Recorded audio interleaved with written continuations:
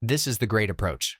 We will focus on the initial part, the letters A and B on the figure, and how the study design impacts the certainty of the evidence. However, to understand this, we need to go back to the 1970s, to David Sackett and the Periodic Health Examination. In the early part of that decade, the Canadian government commissioned a task force to evaluate preventive medicine. The result was the first systematic set of recommendations for preventive healthcare. What you are seeing here is how they presented their findings, an early version of the Summary of Findings table. Let's zoom in. Do you see it?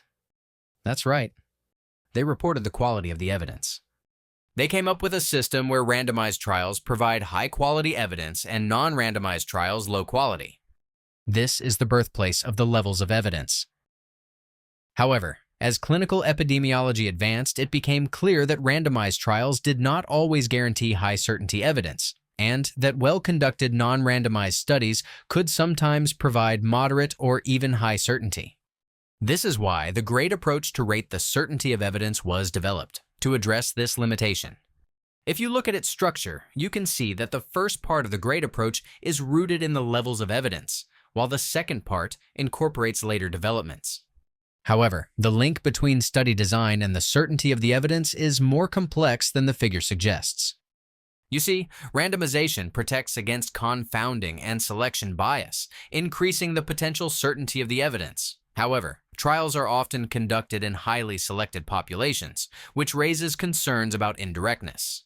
On the other hand, non-randomized studies are often carried out in broader, unselected populations and usually include larger sample sizes, which helps reducing imprecision. The bad news is non-randomized studies are prone to confounding and selection bias. By now, you can see the complexity we mentioned before. Randomized trials and non-randomized studies don't compete. They complement one another. In GRADE, because of their low risk of confounding, randomized trials begin as high-certainty evidence. Now, let's take a closer look at how GRADE deals with non-randomized studies. There are two approaches. In one, non-randomized studies start as low-certainty evidence with a high risk of bias assumed by default. This approach works best for a rapid evaluation or when you are not familiar with the specific biases in non-randomized studies. In the second approach, non-randomized studies start as high-certainty evidence, and the risk of confounding is then assessed using specialized tools. This approach is more flexible, but it requires understanding of confounding, selection bias, and the principles of causality. It is important to note that in most cases, a careful examination of confounding reveals a high risk. As a result, the certainty of the evidence must be rated down by 2 levels, bringing the two approaches to the same conclusion. However, sometimes the second approach uncovers situations where the first approach would have over-penalized the certainty of the evidence. Now, what happens with the domains that increase the confidence in effect estimates? These 3 domains capture situations where the observed results are unlikely to be explained by bias alone. In the first approach, these domains serve as reasons to rate up the certainty of the evidence, while in the second approach, they are treated as reasons not to rate it down.